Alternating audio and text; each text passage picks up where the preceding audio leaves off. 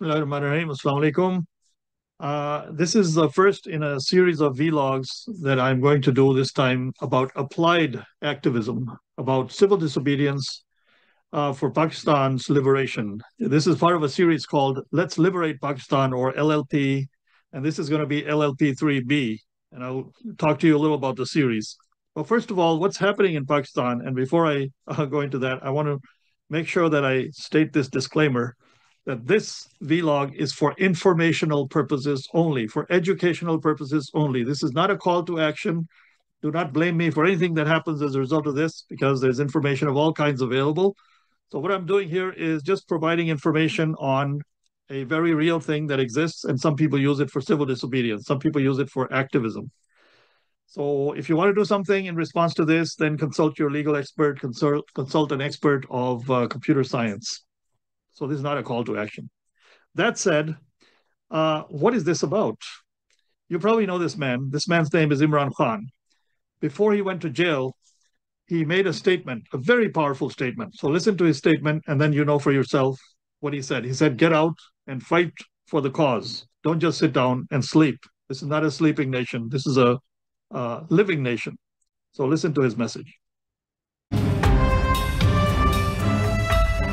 बिस्मिल्लाहिर्रहमानिर्रहीम या कनाबदो व या कनस्ताइन। मेरे पाकिस्तानियों, पुलिस मुझे जेल में पकड़ने के लिए आ गई है बाहर, और उनका ये ख्याल है कि जब इमरान खान जेल में चला जाएगा तो कौम सो जाएगी। आपने इनको गलत साबित करना है। आपने ये साबित करना है कि ये जिंदा कौम है। ये मोहम्मद मुस्तफ़ा नबी सल्लल्लाहु अलैहि वसल्लम की उम्मत है। ये ला इलाहा इल्लल्लाह के नारे के ऊपर बनने वाली कौम है। आपने अपने हकूक के लिए, हकीकी आज़ादी के लिए आपने जदोजहद करनी और निकलना है बाहर। देखिए, इमरान खान को अल्लाह ने सब कुछ दे चुका है। मैं आपकी ये जंग लड़ रहा हूं।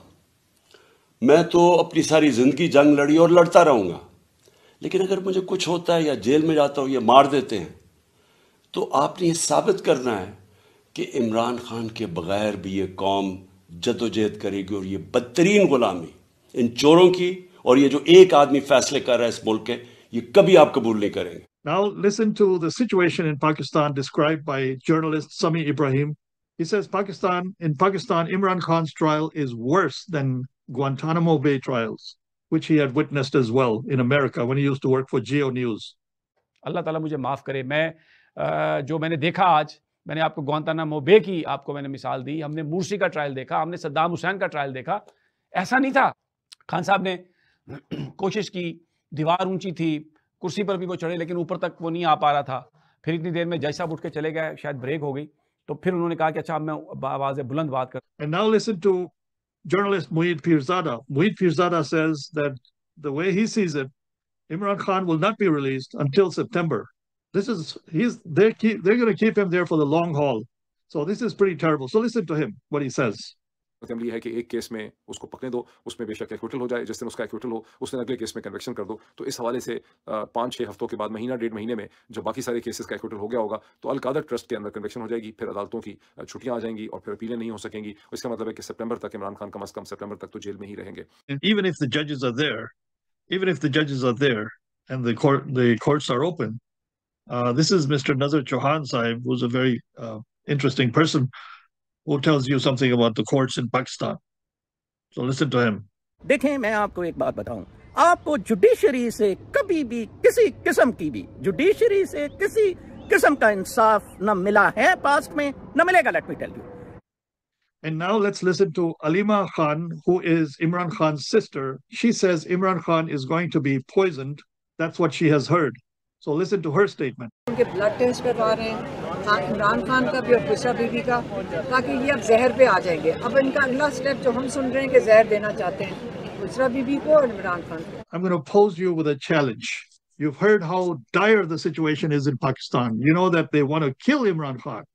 There's recent news reports that the military chief, the army chief of Pakistan, Asim Munir, who's nicknamed Munira Mystery by some people, is actually expecting Imran Khan to die in jail.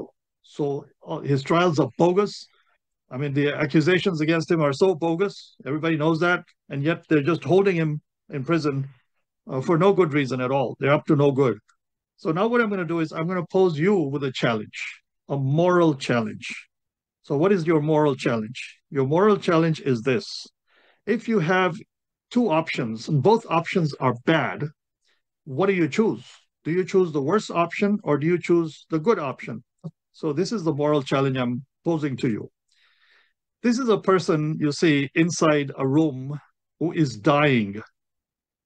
He is dying. It's a bad thing to let him die, isn't it? But the room in which he is, all he needs is a glass of water.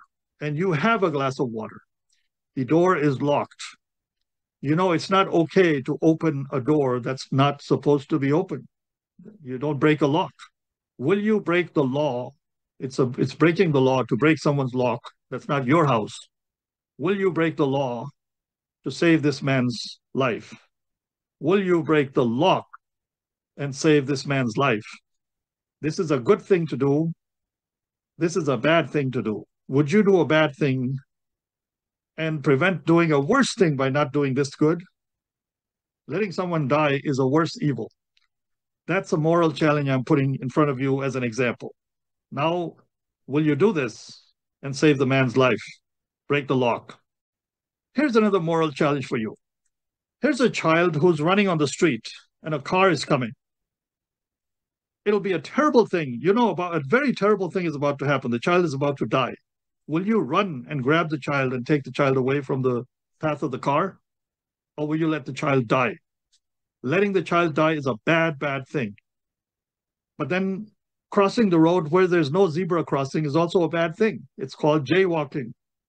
So will you jaywalk to save a child or will you not? So here's my question to you. Imran Khan, what they're doing to him and his party and his followers, or people who are not in his party but just support him, are a lot of things that are evil, that are terrible, compared to what, you may be doing, or the option may be there after you watch this vlog. You will be doing that bad thing, and I'll tell you what that bad thing is. Disobeying the law a little bit. What have they done? They've broken into your house, warrantless arrests. They've raped your sister. They've threatened to rape your mother. They've broken your furniture, broken your doors and windows. They've stolen your money, and then they've thrown you in jail. Look at that, one versus the other. So obviously, this is the lesser of two evils. Now the question is, what am I getting you ready for? Operation Shut Office. This is one in a series of vlogs I've been doing. The green ones are for people in Pakistan, Pakistani people in Pakistan. The red ones are for those, or overseas Pakistanis, as we call you. So what's going to happen here is these are all defensive, protective, defensive vlogs that tell you how to protect yourself. And now these are going to affect them meaning the bad guys. This is for overseas Pakistanis. That's why it's being done in English, in response to outages of the internet.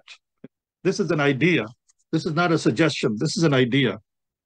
And just for educational purposes, you're being told that people do this sometimes. There's a group called Anonymous. I don't know if you know that group. And they have been doing what is called ethical hacking or hacktivism. This is nonviolent. So in totally nonviolent methods, you're going to do what is called denial of service. What is denial of service? The websites of the government provide service to their clients.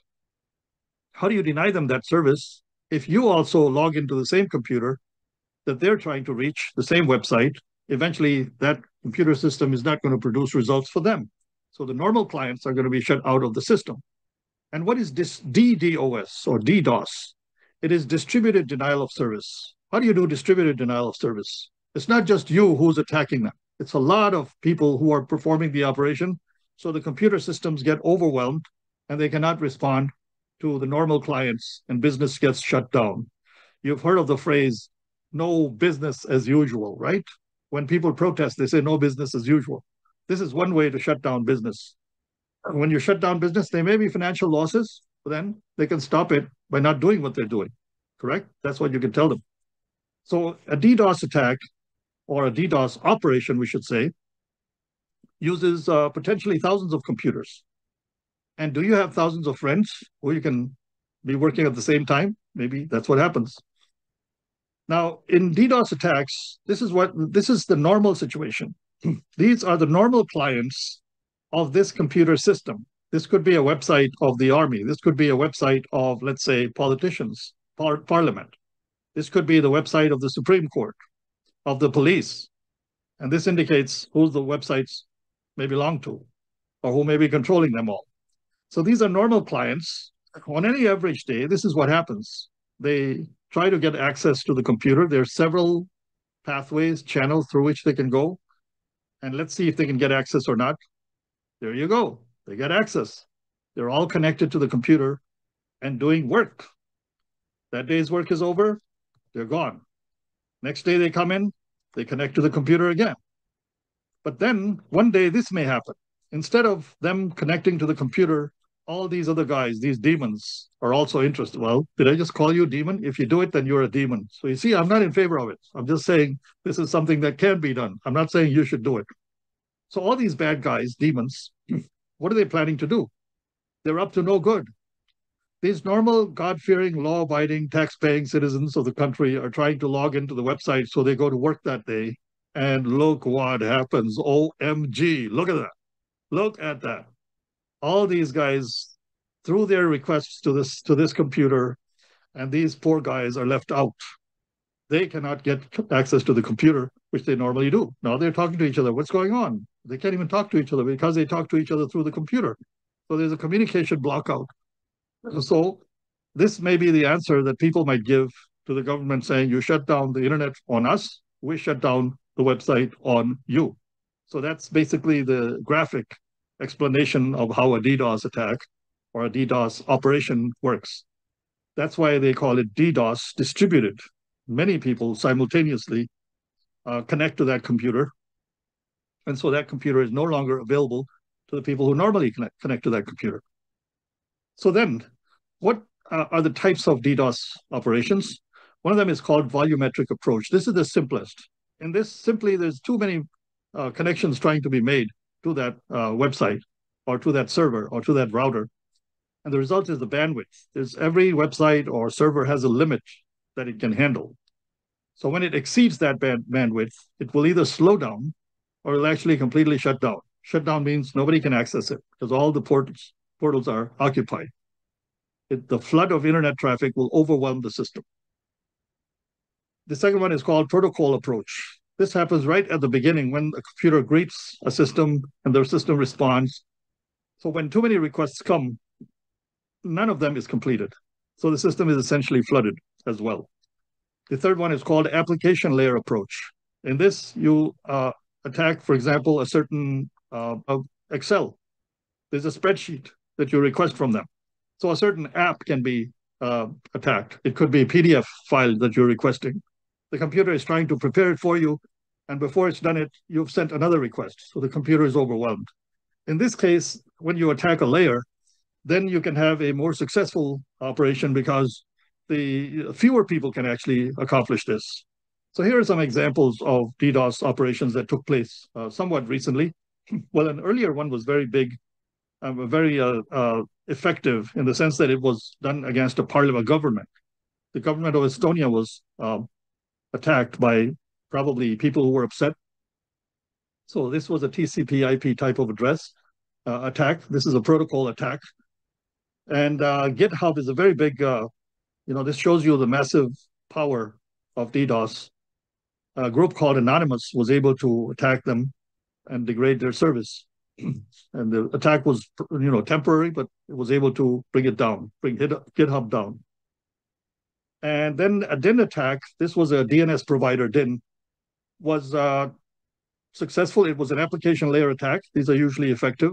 So even Twitter X, which we now call X, this was in 2016, was able to be shut down temporarily, and Reddit.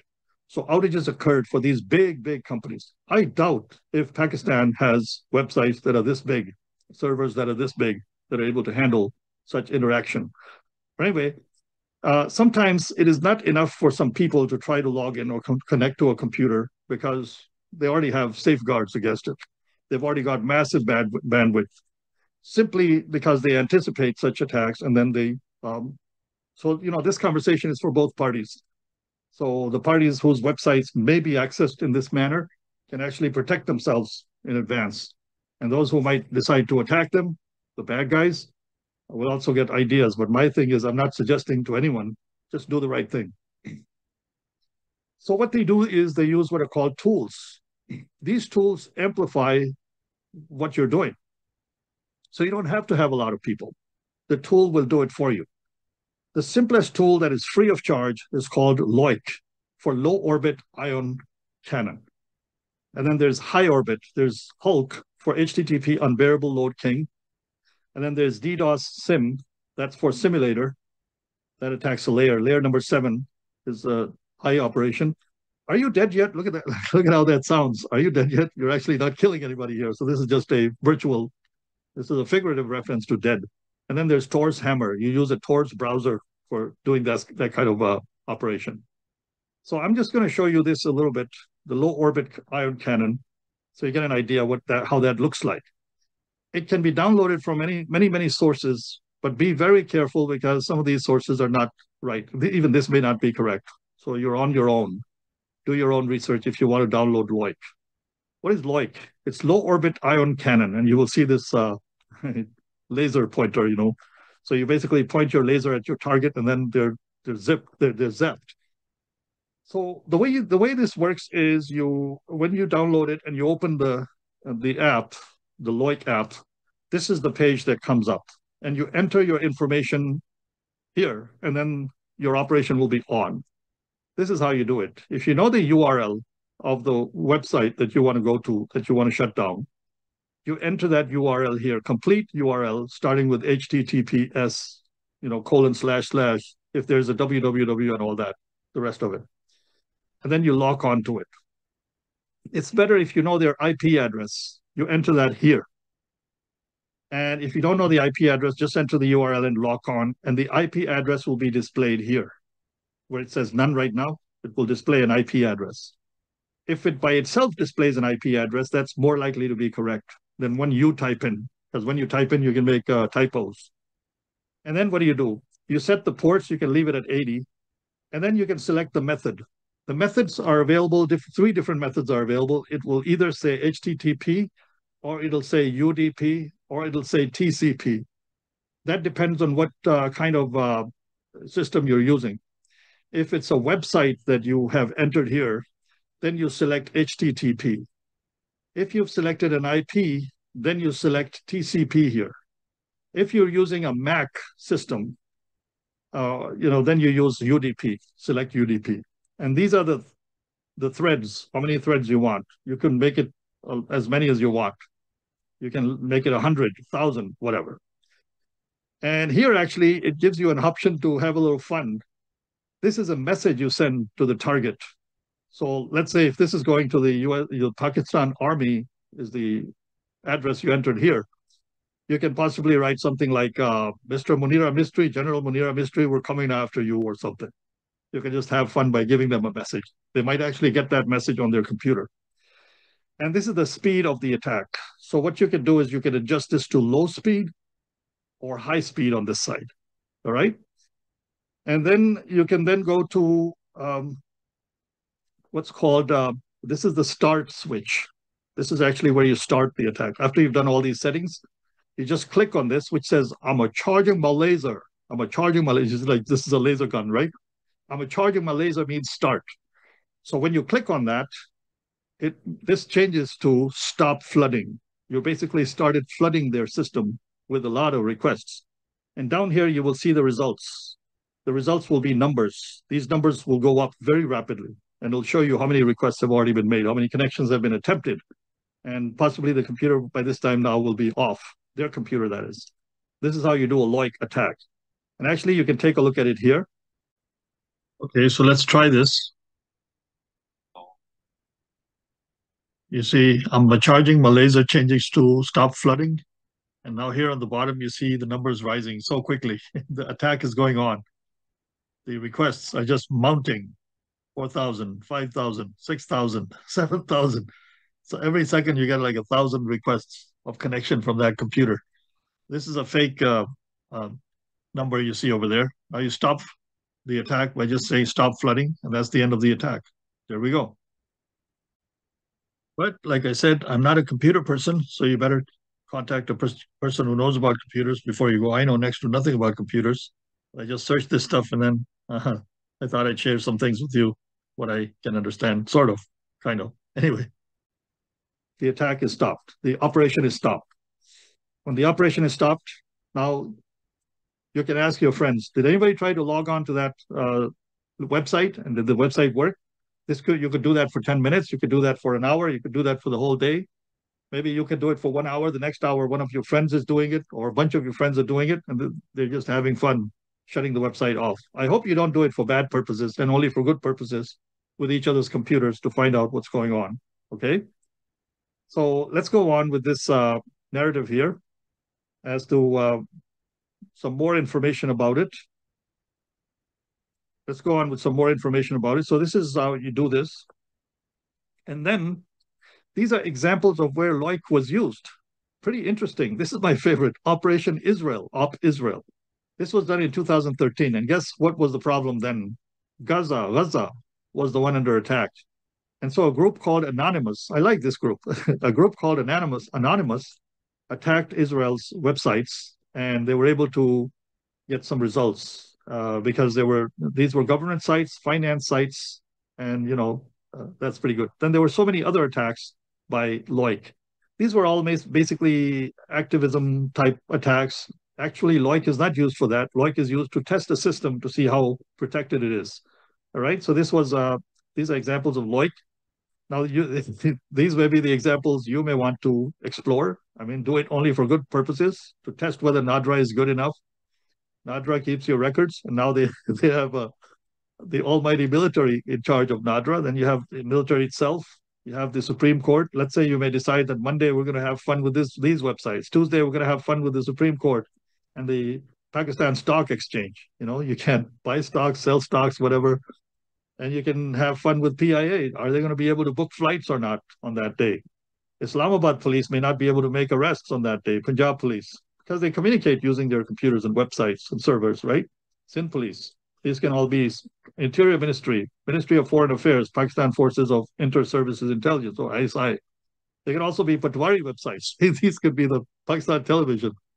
Jung, right? These are people who are writing Patwari Bakwas. So you can write about, you can see how good their websites are and how well protected they are. This will also be a good thing for them for the future to have good defense, which is called cyber security. So they will develop cyber security using this. So on their end, if you're on the receiving end, that is somebody's attacking you, how do you figure out that you're under attack? You can do a little analysis. Like, for example, if I enter here after the username, netstat space -an, it'll give me on my left, this is my IP address. And on the right side, it gives me the IP addresses of computers that are connecting to mine. So these, as you see, is normal traffic, different IP addresses at different times, right? And the connection is established. I don't know if you can see this, it's very faint. And then starts one strange, the same IP address is trying to connect to my computer. And then the computer is waiting and then closing and waiting. And before it starts the connection, another one has come in. So it closes that and tries to connect the next one. So same. If you look at this next screen, you'll see that the same IP address is trying to connect to my computer. And so it's not able to establish connections with any of them. And so at this time, if somebody who is the normal client of that computer, of that website, is trying to join them, they will not be able to join them, right? So you've essentially shut down the website. This is how LOIC works, or DDoS attack works. This, in case you're figuring, is DOS. This is not DDoS. The beauty of DDoS is that this will not be the same. It will not be identical. So let's say if the user on the receiver notices this, and they say, we're going to block this IP address, then this DOS attack is over. But if you have a DDoS, a distributed denial of service attack or operation, we should call it operation if you're doing it for a good cause, that's not an attack, then what you have is different kinds of IPs here. So they will not know immediately which one is right, which one is wrong. But when you see multiple IP addresses, it's harder to control that from the receiving end. of the website.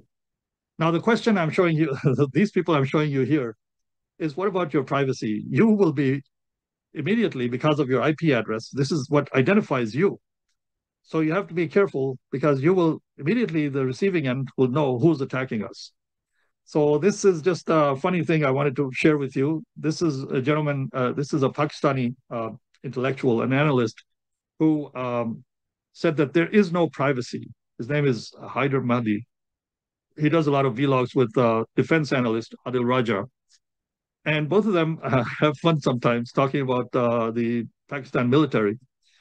And what Haider was saying was that there is no privacy nowadays. So I don't even try to block this or that. I just let them see whatever I have and let them know me, so I don't even try.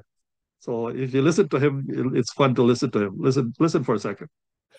मैं तो इस सुकून में बैठता हूँ कि मेरी कोई चीज छुपी भी नहीं है, तो मैं कोशिश ही नहीं करता कोई चीज मुझे खुदा की कसम, मैं कोशिश ही नहीं करता कि यार मेरी कोई चीज, मुझे पता है हर चीज हर एक के पास है, आईएसआई के पास भी होगी, एमआई के पास होगी, इजराइली गवर्नमेंट का कोई check and balance over and above तो होता होगा ना सर? कुछ नहीं Adil, there is nothing anyone can do. Technology overpowering है. मैं जिस यूनिवर्सिटी में गया था अभी उनको एक टॉक देने के लिए. Okay, so when that happens, how do you protect your privacy? Here's a suggestion. Some people use the Tor browser instead of using any browser. The worst browser to use, I would say, is the Microsoft browser. This system works best for Mac and Windows. So Windows is the most commonly used operating system. So I just want to say a couple of things about this. A better browser is Firefox from Mozilla. So Mozilla Firefox is also the one that generated Tor.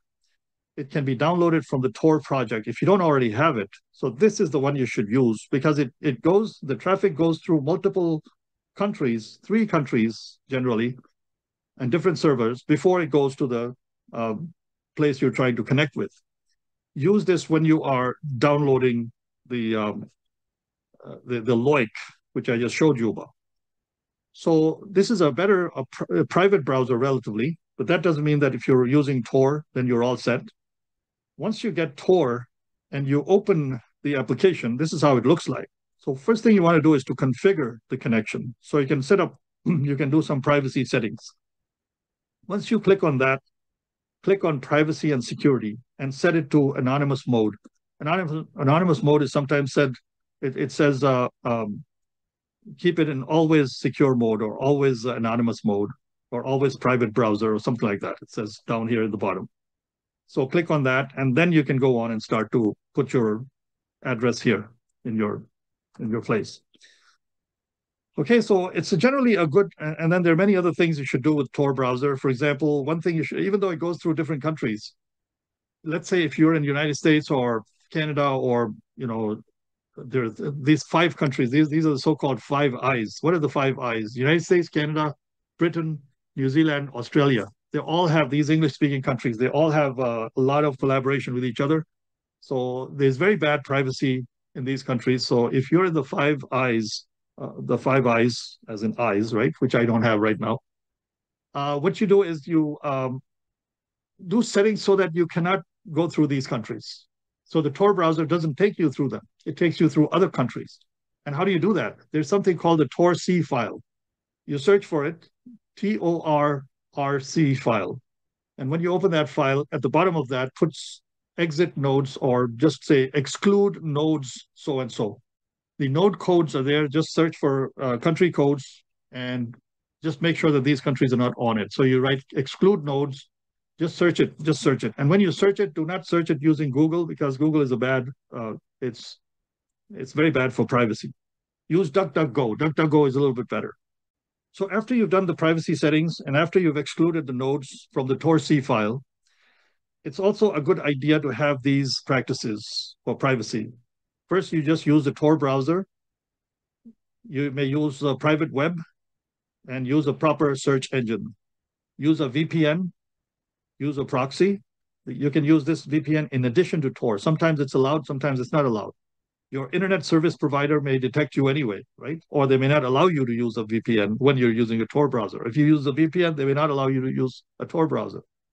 And if you're using a proxy, they may not allow all that. But if you do this, and this, then you're pretty safe, relatively safe, I should say. and go in private browsing mode. Don't leave it open because it saves cookies, and the cookies tell what is your IP address. If you're using Tor browser, it's harder to get your IP address.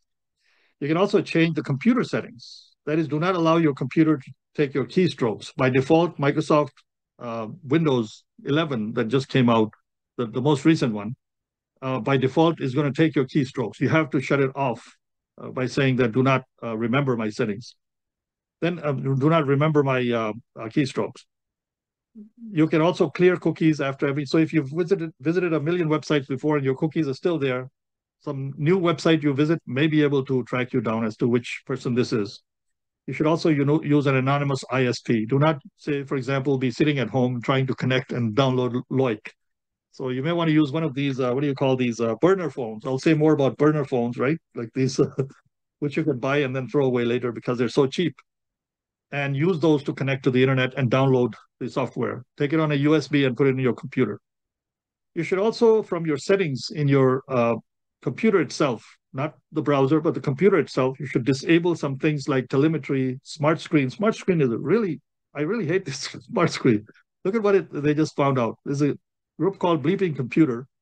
They found that smart screen was sending these messages, JSON, these are JavaScript messages, to provide it to Microsoft Edge. And Microsoft Edge, the browser, was sending it to Microsoft. They were sending the actual website you visit, and they were sending your actual number, the SID, which identifies you. So be careful doing that. So this is one of the things that I wanted to share with you, that there are so many things you can do. Don't just sit and cry. Be active, do your research, and find out legally if something is legally okay to do, because it's just a little bit of a breaking of the law compared with a lot of breaking of the law. I just gave you several examples. I'll also try to summarize this in Urdu में, बाकी थोड़ी सी बात कर दूंगा ताकि आपको पता चल जाए कि मैं ये क्या कह रहा हूँ. उसका फिर यहाँ भी कर लेता हूँ या बाद में कर देंगे.